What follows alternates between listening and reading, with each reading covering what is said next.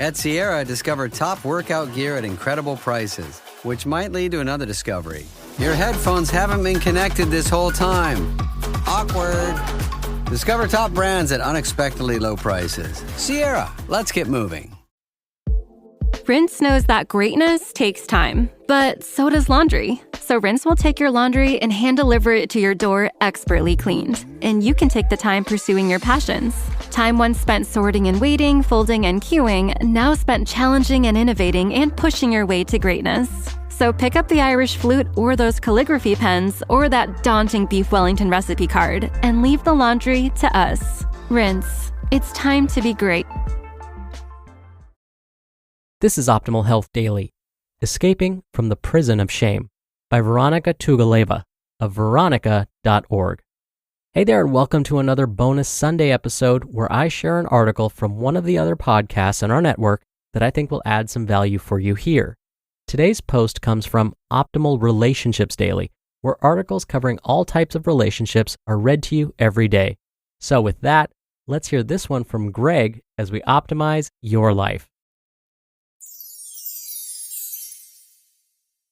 Escaping from the Prison of Shame by Vironika Tugaleva of Vironika.org. Quote, "Shame isn't a quiet gray cloud. Shame is a drowning man who claws his way on top of you, scratching and tearing your skin, pushing you under the surface." End quote. That's by Kirsty Eager. The other day, a friend opened up to me about her insecurities. In our intimate conversation, I offered her my understanding. The world of shame is one I've known well.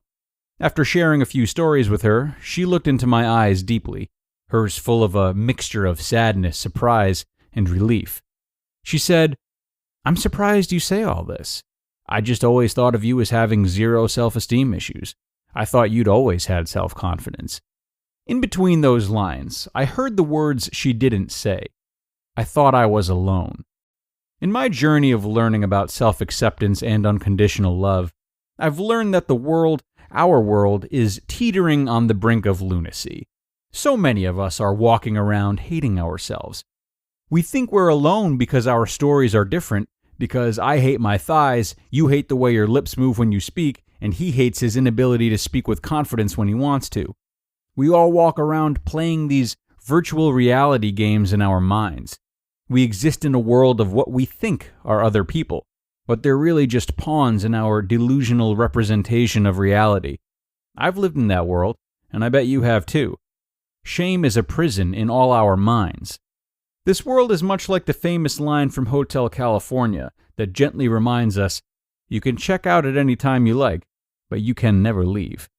The world of shame is a shield that lies in the corner, always ready to be picked up on our first shred of fear. And when we pick it up, we enter that world. It's the world of staring at yourself in the mirror and feeling disgust.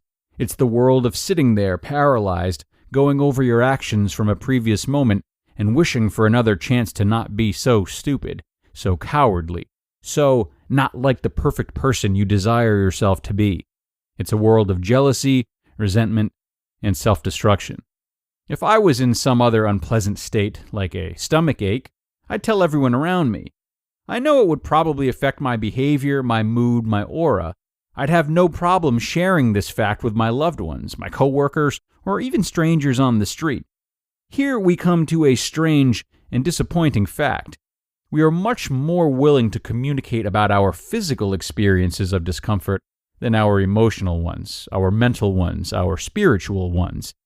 The reason lies in this simple truth. When I have a stomachache, I know it will go away. I also know it has nothing to do with my authentic self. When I hate myself, however, I don't know that it will go away. I begin to function as a different person in a different reality. My perception of myself and the world completely changes. I believe all of those lies I tell myself about how I'm not good enough. I go for the ride. What my friend sees of me and what you see of me is the part that continues to open over and over. I know I am pure love. I know that unconditional love is reality. I know that when I let go, I swim in bliss. I know that's always waiting for me. That doesn't change the fact, however, that I get closed off all the time. It's a worldwide phenomenon. It's a disease. It's a disease of people silently hating themselves or silently wishing to be different. I lived in that world for most of my life, the world where I wasn't good enough and people were cruel. I see people every day who still live in that world. Sometimes I take a head-first visit, triggered by some environmental thing that my emotions from the past are intimately tied to. It's a place we've all been. It's a place we've watched ourselves go and watched others go. When you watch someone else descending into shameful chaos, you can be more reasonable about what's really going on. Obviously, the person across from you isn't any uglier, stupider, or less competent right now than they were yesterday when they felt good about themselves. You, as the observer, see that your conversation partner is just going for a ride into a world of delusions. When it happens to us, however, it's much more difficult to stop. We take every thought and embrace it as the truth. Unconditional love and spiritual truth is still there, waiting for us to accept it as our reality, but our thoughts of shame and separation form a tight shield against reality. Without love, we starve. We begin to act like fish out of water, struggling against our starvation. And this isn't occasional. For some people, like my former self, inner battle is a constant, never-ending reality. These people have never tasted the truth about themselves. They have only ever felt shame, fear, and anger. I think we can start dealing with this viral, consuming disease of shame by removing the illusion that it's not happening to everyone. It happens to everyone, until it doesn't. Until they make a purposeful effort to begin perceiving themselves another way. We must accept that it's not our fault we've been conditioned into shame. Then, we need to talk about it. Take a vow today. Do it with me because I need it as much as you do. Take a vow to speak openly about these delusional experiences, these trips into the world of pain and suffering, these self-hating, people-judging moments of insanity. Even once, just today, take a look at all the drowning people around you. Grab a hand and swim up to the surface as hard as you can. Be authentic, be brave, and most importantly, just be yourself. Love yourself, flaws and all. That is how we can change the world, one moment of vulnerability at a time. You just listened to the post titled, Escaping from the Prison of Shame by Vironika Tugaleva of Vironika.org. Right now, there's a talented person out there who could take your company to the next level.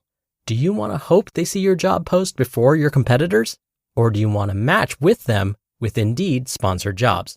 Sponsored jobs boost your post for quality candidates so you can reach the exact people you want faster. I love that Indeed speeds up hiring. When I've hired in the past, the process was overwhelming. I wish I'd used Indeed. Spend more time interviewing candidates who check all your boxes. Less stress, less time, more results now with Indeed sponsored jobs. And listeners of this show will get a $75 sponsored job credit to help get your job the premium status it deserves at Indeed.com/health.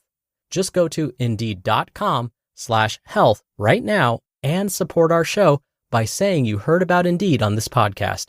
Indeed.com/health. Terms and conditions apply. Hiring? Do it the right way with Indeed. This episode is brought to you by Dead Man's Wire, the new film from Roque Entertainment. Dead Man's Wire is the incredible true story of the 1977 kidnapping that turned an aspiring entrepreneur into an outlaw folk hero. Directed by legendary filmmaker Gus Van Sant, Dead Man's Wire stars Bill Skarsgård, Dacre Montgomery, Carrie Elways, and Myha'la, with Coleman Domingo and Al Pacino. Now playing in select theaters everywhere January 16th. And thanks a lot to Vironika for letting us read this one. I really enjoy the distinction she made between physical and emotional pain. How we're much more comfortable sharing physical pain because we know of its impermanence, and we know others go through it because we can see it and they express it. Not the case with emotional pain. But her words ring true and clear. Emotional pain is also shared by everyone and is also fleeting, like all things. Of course, we all know that it can stick around for quite some time, but that's usually because we don't put it through the same kind of rehab as we would a physical injury. The rehab for emotional pain lies in communication and acceptance, just like we saw between Vironika and her friend. We are better equipped to heal these wounds when we share them and work out that muscle, if you will. In doing so, we are reminded of the fact that they come and go, and that we have many people who still love us just the same when they know that we have those bad feelings. One thing I try to do if I'm in a sour mood is be quite open about it and sort of laugh. I allow myself to feel it, but in the way I present it to others, usually by saying, "Don't mind me, I'm just being a poopy pants right now, I'll get over it," or something along those lines. It's relayed in a way that reminds all parties, myself included, that these feelings are a bit silly and not to be taken too seriously. Now, surely this is different from feelings of deep despair or shame, but they too are constantly in motion. And while it may be hard and not really all that necessary to acknowledge that with the same tongue-in-cheek demeanor, we can know within ourselves that it too shall pass. And on that note, we are going to wrap this up, but we'll be back tomorrow. So if you like this one, come on back for the beginning of a two-parter from Jay and Heather Harrington tomorrow, where your optimal life awaits.